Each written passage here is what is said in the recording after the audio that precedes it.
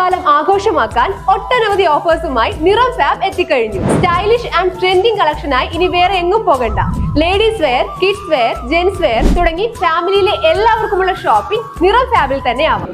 തന്റെ വാക്കുകൾ മാധ്യമങ്ങൾ വളച്ചൊടിച്ചുവെന്ന് പാലക്കാട് MP VK ശ്രീകണ്ഠൻ.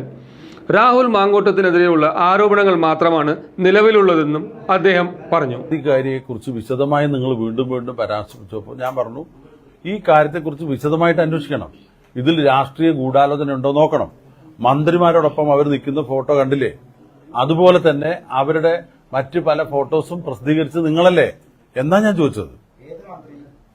അതായത് മന്ത്രിമാരോടൊപ്പം അവർ നിൽക്കുന്ന ഫോട്ടോ കണ്ടില്ലേ എന്ന് ഞാൻ നിങ്ങളോട് ചോദിച്ചു. ആരാ കൊടുത്തത്? നിങ്ങളല്ലേ.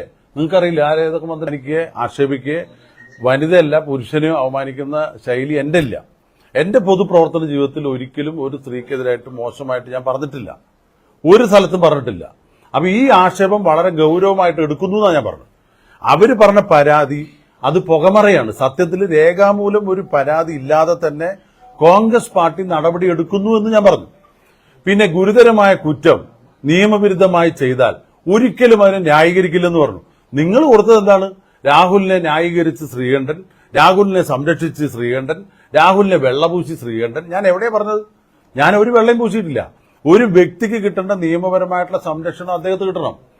രാഹുൽ മാങ്കൂട്ടത്തിനെതിരെ താൻ ഉന്നയിച്ച കാര്യങ്ങൾ മാധ്യമങ്ങൾ വളച്ചൊടിച്ചതാണെന്ന് പാലക്കാട് MP VK ശ്രീകണ്ഠൻ. പരാതിക്കാരെ അവഹേളിക്കുന്നത് തന്റെയോ കോൺഗ്രസിന്റെയോ സംസ്കാരമല്ലെന്ന് അദ്ദേഹം പറഞ്ഞു. പരാതിക്കാർ മന്ത്രിമാർക്കൊപ്പം നിൽക്കുന്ന ചിത്രങ്ങൾ പ്രസിദ്ധീകരിച്ചത് മാധ്യമങ്ങളാണ്.